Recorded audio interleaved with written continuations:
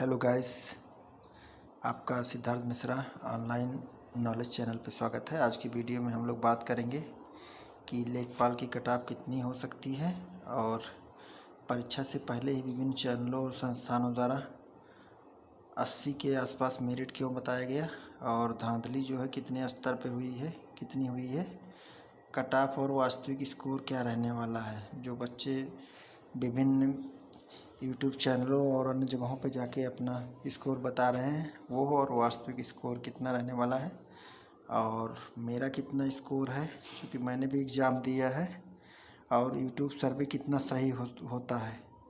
इन सब विषयों में बारी बारी से बात करेंगे। लेकिन उससे पहले जो लोग चैनल पर पहली बार आए हैं वो लाइक शेयर सब्सक्राइब ज़रूर कर दें।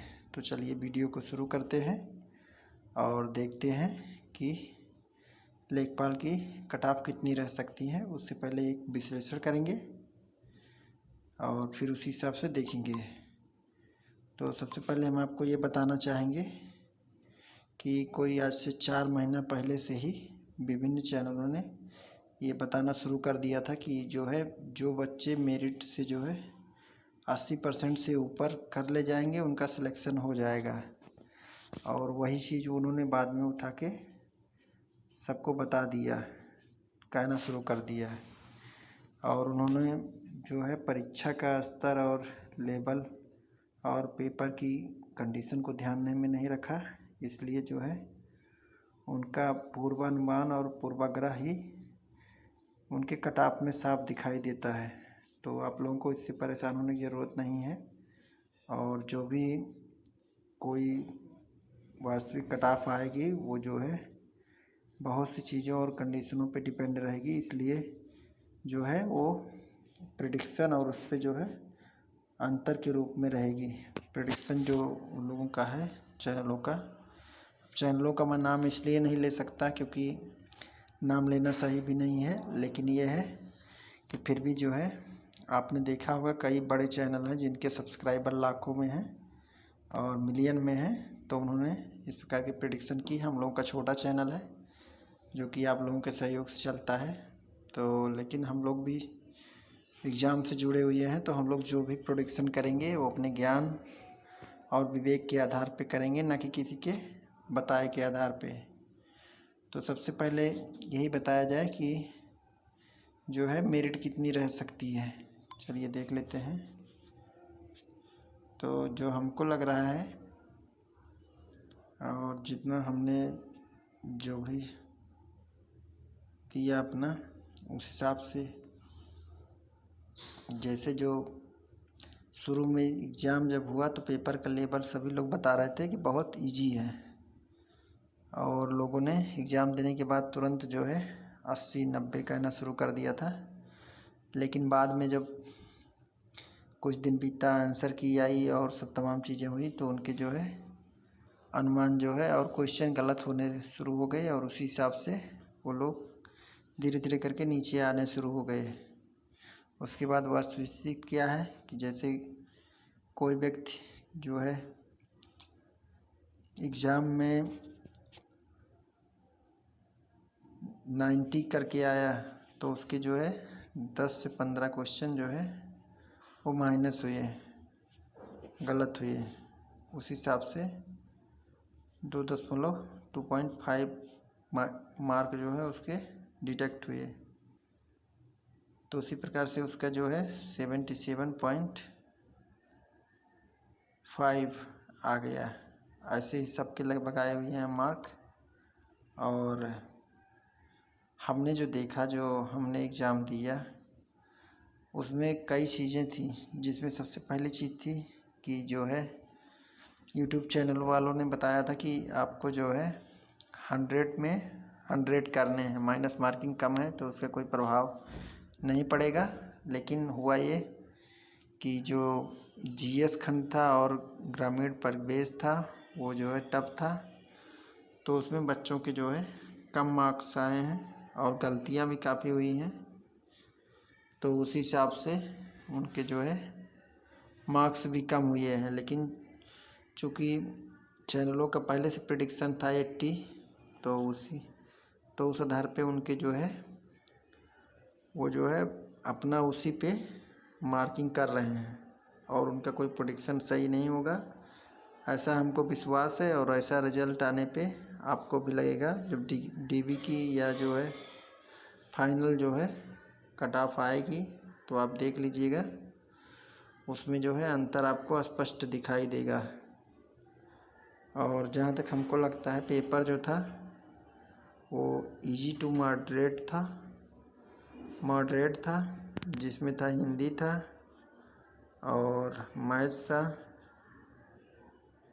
मैथ था और जीएस था और जो है ग्रामीण विकास था। इस हिसाब से थे, इन सब में जो थे जो मार्किंग हुई है।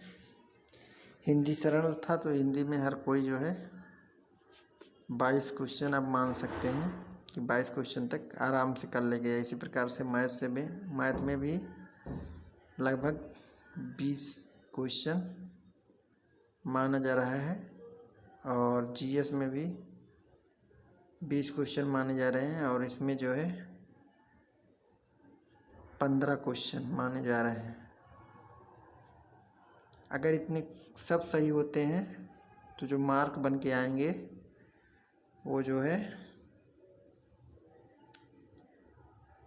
77 मार्क आपके आ जाएंगे, 77। इसलिए हमको लगता है कि कट ऑफ जो रहेगा वो 77 के आसपास रहेगी। ऐसा इसलिए है कि जो है अब देख लीजिए, इतने नंबर तो मतलब 77 आपके बन रहे हैं, 77 और प्लस जो है जो गलती हुई होंगे उसको अगर छोड़ दिया जाए, जो अधिकतम जो कट ऑफ जा सकती है 77 जा सकती है, इससे ऊपर जो है कट ऑफ नहीं जाएगी। 85, 89 इस तरह से जो बता रहे हैं वो कट ऑफ नहीं जाएगी। इसी के आसपास आपकी कट ऑफ जो है इस्टेब्लिश करेगी फाइनल कट ऑफ। और डीबी की जहाँ तक बात है तो डीबी जो है के लिए जनरल की कट ऑफ जो रहेगी 75 रहेगी। 75 के आसपास जो है वो कट ऑफ रहेगी डीबी की। और जनरल की अगर 75 रहेगी तो अन्य कैटेगरी की जो है वो ओबीसी की जो रहेगी, ओबीसी की वो जो है 75 रह सकती है, 75। और इसी प्रकार से जो है ईडब्ल्यूएस की 74 और एससी की जो रहेगी 72 के आसपास रह सकती है। ये मेरा जो है पर्सनल अनुमान है, इससे आगे पीछे कट ऑफ नहीं होगी। कट ऑफ जो है इसी के आसपास एग्जिस्ट करेगी। तो चलिए इससे आगे देखते हैं परीक्षा में कितनी धांधली हुई। तो धांधली के बारे में तो कुछ कहा नहीं जा सकता। धांधली जो है वो दो ही तरीके से पता चल सकता है, या तो रिजल्ट आए या फिर सरकार जो है जांच कराए। धांधली का अनुमान जो है तब तक नहीं लगता है जब तक कि फाइनल जो है रिजल्ट नहीं आ जाता है। जब फाइनल रिजल्ट आ जाएगा तो उसी में मेरिट के आधार पे धांधली का अनुमान लग सकता है, उससे पहले अनुमान कोई नहीं लगाया जा सकता है। तो जो हमको लग रहा है, चूँकि पेपर आउट और विभिन्न सेंटरों पे जो है तमाम तरह के छोटे मोटे सबूत मिले हैं, तो उस आधार पे अगर मान लीजिए 500 लड़के भी होते हैं तो भी इनवैलिड तरीके से अगर जाते हैं तो भी जो है आपकी कट ऑफ वही रहेगी। लेकिन अगर मान लीजिए सब सीटें बिक जाती हैं तो आपका जो है कट ऑफ 80 प्लस जा सकता है। 80 प्लस, जब कट ऑफ 80 प्लस जाएगा तो जो है हर कैटेगरी की, चाहे वो BC की हो या SC की हो, EWS की हो, सबकी जो है वो इसी के आसपास एग्जिस्ट करेगी, 80 के आसपास। ऐसी स्थिति में जो है सिलेक्शन होना बहुत मुश्किल हो जाएगा और स्थिति जो बनेगी वो UPSI वाली स्थिति बन जाएगी। तो देखते हैं, फिलहाल शासन और सरकार ने दावा किया है कि पेपर कहीं से भी आउट नहीं हुआ है और किसी प्रकार की कोई धांधली नहीं हुई है। तो हम लोग को जब तक रिजल्ट ना आ जाए, जब तक कोई पर्सनल अनुमान तो अपने आधार पर लगाया नहीं जा सकता है। और अब इसके अलावा बात करते हैं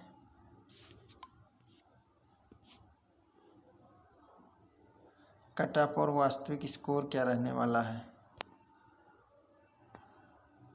जैसे जो आजकल यूट्यूब सर्वे चल रहे हैं या अन्य जगह गूगल सर्वे चल रहे हैं, तो उसमें जो है बच्चे अधिकतर केसों में देखा गया है कि जो नंबर वो पाए हैं उसको बिना माइनस मार्किंग किए लगा दे रहे हैं, लिख दे रहे हैं। तो उससे जो है कट ऑफ का वास्तविक स्कोर कभी नहीं पता चल पाएगा, क्योंकि जैसा कि पता होना चाहिए जो एग्ज़ाम दिए हैं वो कोई 2,12,000 बच्चे हैं और जो सर्वे आ रहा है वो बहुत ज़्यादा का आ रहा है। और दूसरी चीज़, जो लड़के जिन लड़कों का स्कोर कम हुआ है वो तो किसी प्रकार के सर्वे में कोई भाग नहीं ले रहे हैं। जिनका स्कोर ज़्यादा है वही हर सर्वे में और हर जगह प्रतिभाग कर रहे हैं। और जिसको मालूम नहीं रहेगा या जो एग्ज़ाम नहीं दिया रहेगा वो तो अपना हाईएस्ट ही बताएगा। इसलिए इस प्रकार का सर्वे का मेरे ख्याल से कोई औचित्य नहीं है। और कोई भी सर्वे तभी सही होता है जब उसके पेपर का स्तर और उसमें भाग लेने वाले प्रतिभागियों का वास्तविक स्कोर पता चल सके। तो इस आधार पे जो स्कोर होगा वो रिजल्ट के समय ही जारी होगा। लेकिन फ़िलहाल जो सर्वे बताएगा अगर इसके ऊपर किसी का है तो निश्चित रूप से उसका सिलेक्शन हो जाएगा, मुझे ऐसा लगता है। अब मेरा जो स्कोर है, मेरा स्कोर जो है वो 75 है, 75 के आसपास एग्जिस्ट कर रहा है। मेरा ओवरऑल जो है 81 क्वेश्चन सही था, जिसमें मेरे जो है मैंने 99 क्वेश्चन सब सही किए थे और कट के जो है 75 के आसपास बैठ रहा है। तो देखते हैं क्या होता है। और रिवाइज आंसर की जहाँ तक की बात है, तो रिवाइज आंसर की जो है सितंबर के पहले सप्ताह में आने की पूरी संभावना है। चूँकि अगस्त में जो है वो तमाम तरह की छुट्टियां हैं, इसलिए अगस्त में रिवाइज आंसर की नहीं आएगी। और आपकी जो रिवाइज आंसर की आनी है वो सितंबर फर्स्ट वीक में सुनाई दे रही है विभिन्न पेपरों और मीडिया के माध्यम से। तो इस प्रकार से ये हो गया आज का वीडियो। अगर वीडियो आपको पसंद आया हो तो वीडियो को लाइक शेयर सब्सक्राइब करिएगा। और इसी प्रकार की और भी जानकारी के लिए आप हमारे चैनल से जो है जुड़े रहिए। और धन्यवाद आपको। आपका दिन शुभ हो।